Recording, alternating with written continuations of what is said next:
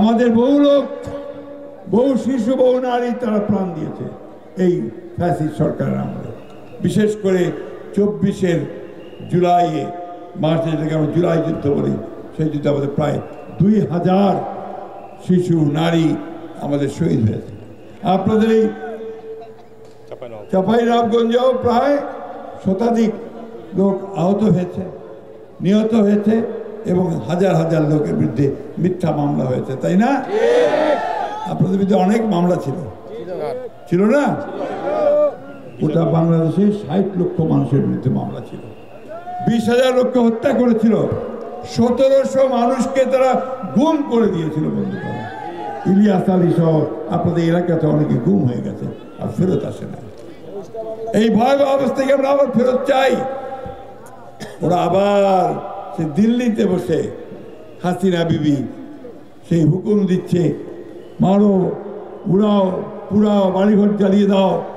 ওই হাসিনাকে কি আর আপনারা এই দেশে ফেরত আসতে দেবেন? বন্ধুগণ, তার বিরুদ্ধে হত্যা মামলা শুরু হয়েছে, রায় হবে 17 তারিখে।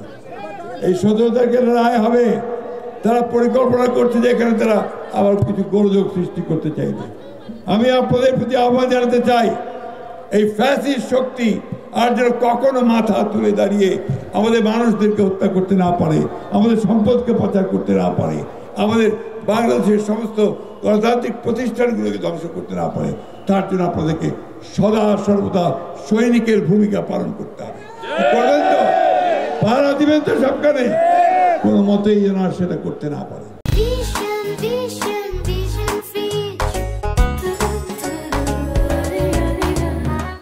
বন্ধুগণ, আজকে এই দেশের যে চরম সংকট, সেই সংকট থেকে উত্তরের জন্য মানুষ এখন বিএনপির দিকে তাকিয়ে আছে।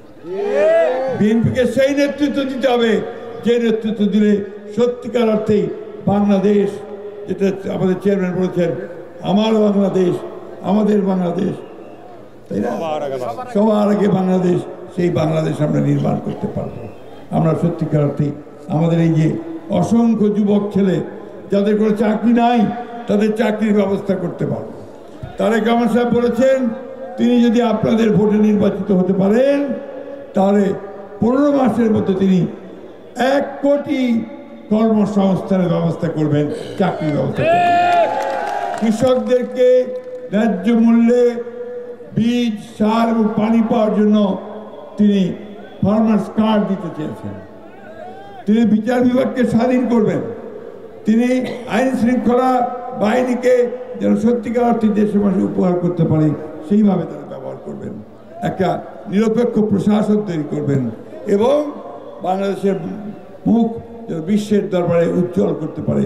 শহীদ জিয়া যেমন করেছিলেন, যেটাকে শেখ মুজিবের আমলে বলা হয়েছিল বটমলেস বাস্কেট তলাবি জুড়ি, আমাদের নেতা শহীদ জিয়া রহমান সেটাকে একটা সমৃদ্ধির বাংলাদেশে পরিণত করেছিলেন। আজকে একটা কথা আপনাদের বলে দিতে চাই, এই নির্বাচন যদি না হয়, দেশের মানুষকে যদি আবার বোকা বানানোর চেষ্টা করা হয়, তাই বাংলাদেশ একটা ব্যর্থ রাষ্ট্রে পরিণত হয়ে যাবে।